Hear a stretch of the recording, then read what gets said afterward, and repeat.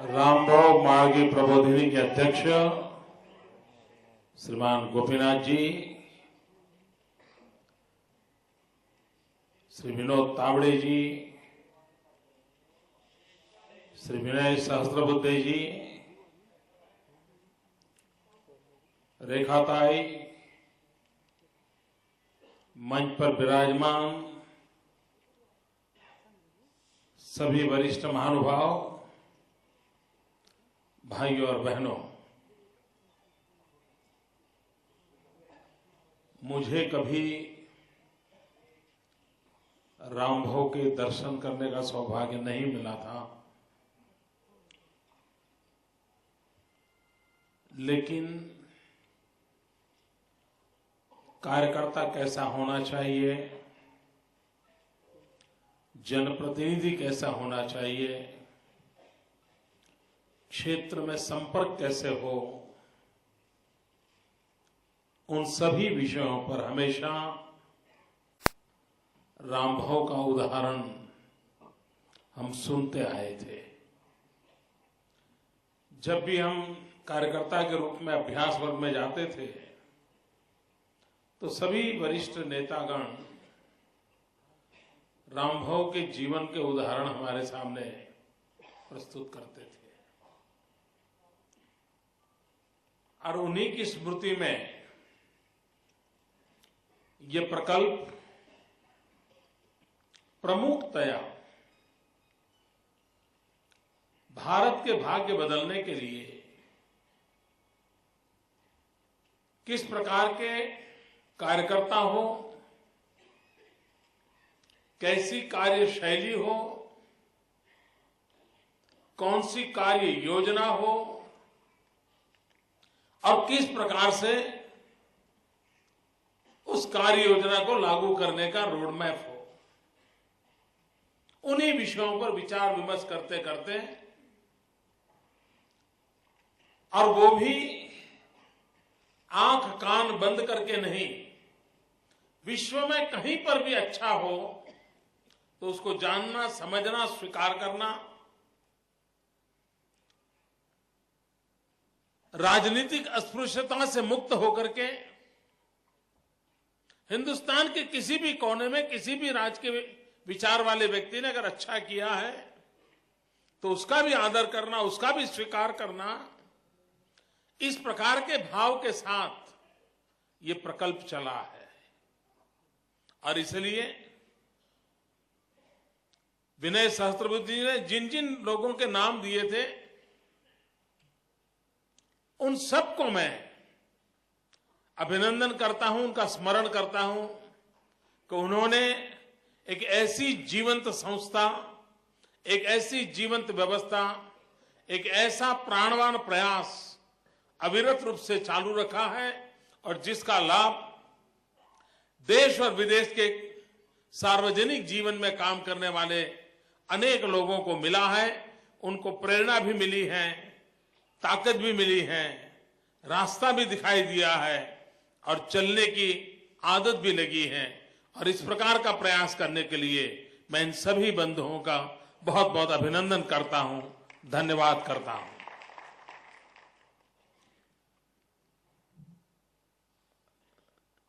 देश को स्वराज्य मिला,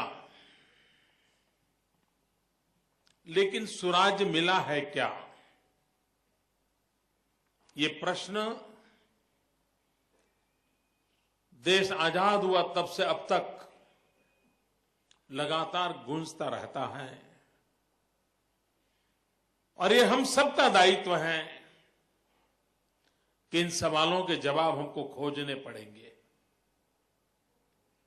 एक मान्यता बन गई है कि छोड़ो यार, सब बेकार है,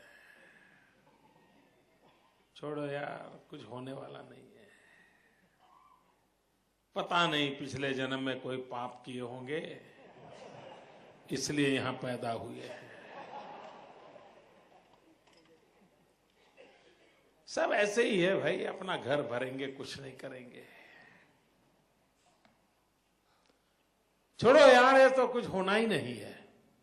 कहीं पर भी जाइए, आप 10 लोगों से बात करोगे, 8 लोगों के मुंह से यही स्वर निकलता है,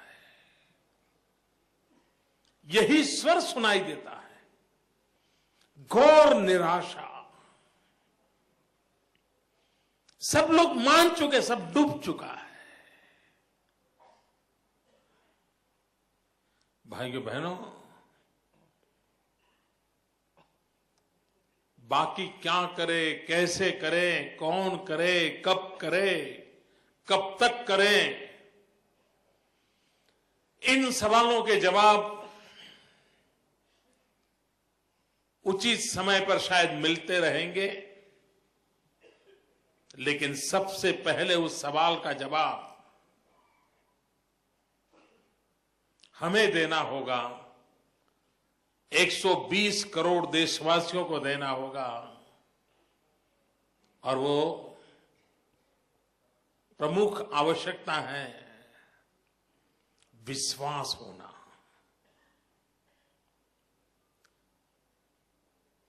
इस हालात में भी, इस व्यवस्था के तहत भी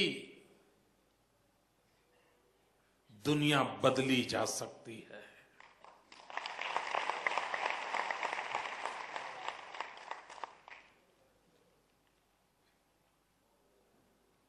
ये जो बहानेबाजी खोजी जा रही है, नहीं इसके कारण ये नहीं हुआ, फलाने कारण नहीं हुआ, ढिकने कारण नहीं हुआ, तब तो कभी सुराज्य नहीं आ सकता।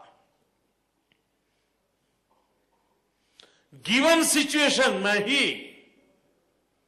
परिवर्तन लाना पड़ता है। किसी गृहिणी को हफ्ते पहले अगर बता दिया जाए कि 6 मेहमान आने वाले हैं और वो खातिरदारी ढंग से करे, वो कोई नई चीज नहीं है। लेकिन अचानक दोपहर 12 बजे 6 मेहमान आ जाएं और 1 बजे की ट्रेन पकड़नी है, और तब जिस प्रकार से वो मैनेज कर करके खाना वाना खिला देती है, तब पता चलता है कि यहां कुछ दम है।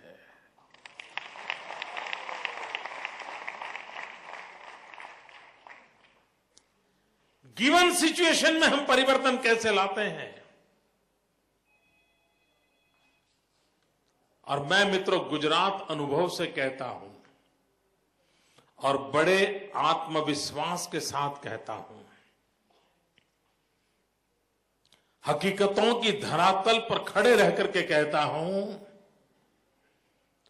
यही संविधान, यही नियम, यही कानून, यही मुलाजिम, यही फाइलें, यही सेक्रेटेरिएट, ये सब रहते हुए भी स्थितियां बदली जा सकती है।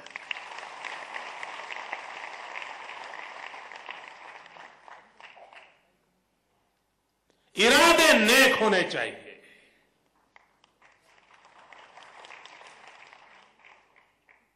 और अगर इरादे नेक हैं तो इच्छित परिणाम प्राप्त करने की संकल्प शक्ति भी और प्रबल हो जाती है।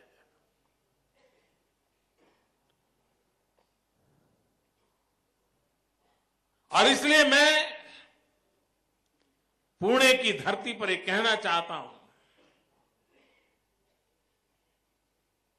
कि निराश होने का कोई कारण नहीं है।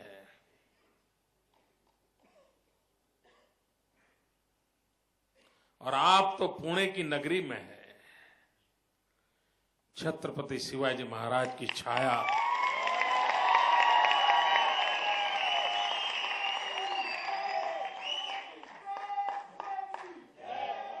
मित्रों, ये दुर्भाग्य रहा कि छत्रपति शिवाजी महाराज की जब भी चर्चा होती है, घोड़े पर और तलवार इसी के आसपास हम उनको याद करते हैं। लेकिन अगर गहराई से देखें तो गुड गवर्नेंस की दुनिया में छत्रपति शिवाजी महाराज का नाम भी सिर सबसे ऊंचाई पर है। और आज के शासकों को तो छत्रपति शिवाजी की तरह इतनी भागा दौड़ी भी नहीं है, इतने युद्ध भी नहीं है और इतनी परेशानी भी नहीं है। उस समय जिंदगी का सर्वाधिक समय घोड़े पर बिताया हो, हर पल तलवार चलाने के सिवाय कुछ काम बचा न हो, ऐसे संघर्ष के वायुमंडल में भी किस प्रकार से उन्होंने गुड गवर्नेंस की दिशा में कदम उठाए थे। अष्टप्रधान की व्यवस्था वो अपने आप में टीम स्पिरिट का उदाहरण था। इतना ही नहीं, उन्होंने डायनेस्टिक व्यवस्था को खत्म किया था और किसी परंपरागत रीति जिसको अधिकार मिल जाते थे, कोई इनामदार हो जाता था, कोई फलाना हो जाता था, इस सबको उन्होंने योग्यता के साथ जोड़ दिया था। अगर योग्यता है तो व्यवस्था मिलेगी। मैं तो इतना बड़ा समंदर, ये भी विश्व व्यापार का और सुरक्षा का दोनों तहत काम आ सकता है, ये दृष्टि छत्रपति शिवाजी महाराज की थी। नेवी की भेंट एक बहुत बड़ी आज हमारे लिए अमानत बनी हुई है। ये सारी चीजों को अगर देखें, आज भी इतने सालों के बाद महाराष्ट्र में पानी के लिए जो इंफ्रास्ट्रक्चर बना है, उस पर पुरानी चीजें जो खुदाई में हाथ लगती हैं, तो छत्रपति शिवाजी महाराज के जमाने की एक स्थान से दूसरे स्थान पर पानी पहुंचाने का इंफ्रास्ट्रक्चर के नमूने आज भी उपलब्ध होते हैं। यानी संघर्ष के उस कालखंड में भी इस महापुरुष ने एक ग्रेट एडमिनिस्ट्रेटर के रूप में हमारे सामने उदाहरण प्रस्तुत किए हैं। लेकिन मुझे मालूम नहीं इन लोगों को छत्रपति शिवाजी महाराज से भी कुछ सीखने की फुर्सत है कि नहीं है।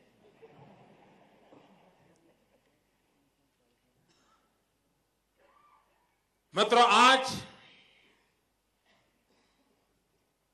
गुजरात की चारों तरफ चर्चा हो रही है और इसलिए स्वाभाविक है, मेरी बातचीत में उदाहरण शायद अगर गुजरात के मैं दे भी दूं, लेकिन इसका मतलब यह नहीं कि मैं यहां गुजरात की वाहवाही करने के लिए आया हूं। सवाल अप्रोच का है। मित्रों, एक शब्द सरकार में बहुत महत्वपूर्ण होता है, फाइल। सारी सरकार उसी पर चलती है, FILE। मित्रों, सुराग जलाने के लिए और ज्यादा कुछ करने की जरूरत नहीं है, एक काम करने की आवश्यकता है। ये जो 4 अक्षर है ना, उसका प्लेसमेंट बदलना है। FILE को LIFE करना है।